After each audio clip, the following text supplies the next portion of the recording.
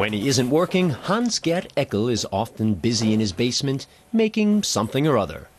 Mr. Eckel, how long does it take to construct such an aircraft? 100, 200 hours, but that's not a long time. After all, the engineer likes to get things right. If you look at an aircraft in terms of fluid dynamics and see how air flows around it, it closely resembles the flow of force through a component. Eckel builds auto components, and he can hear how well they're functioning just by driving a car, no matter what the engine. The six-cylinder engine is one of the engines that, as a four-stroke diesel or gas engine, is very smooth running. Eckel has been working for Freudenberg, an auto parts supplier, for the last 28 years. The mechanical engineer designs components that will be needed in 3 to 5 years' time. Do you still like what you do?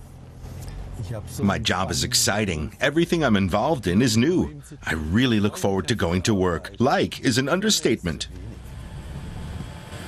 This car is driving over bumpy ground. At least Eckel has simulated such conditions. It's his job to find a way of absorbing the shock and creating a smooth ride.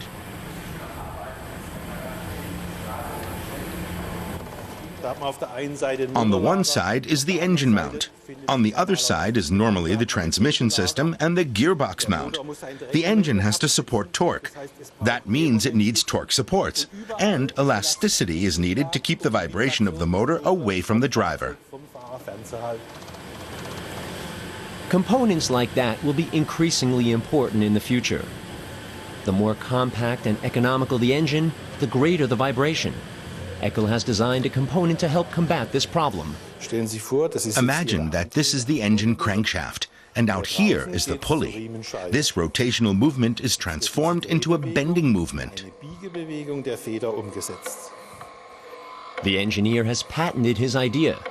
His employers supply the auto industry with 300 different components, from gaskets to engine mounts.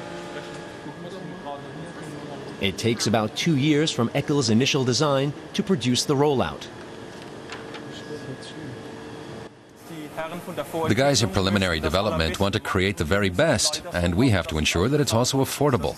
That's the typical conflict that the two of us have. But I agree that the best motor is the one that cannot be pared down any further. Economic pressures and growing technological complexity have changed the engineering profession. People with social skills are now in demand, rather than talented loners. And what does the developer draw his inspiration from?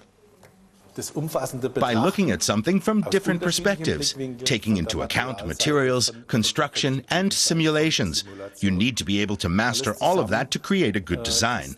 And the rest is hard work.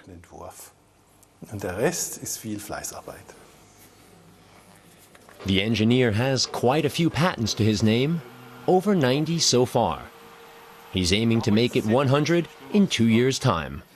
Greifen da eigentlich die Puffer? Oder?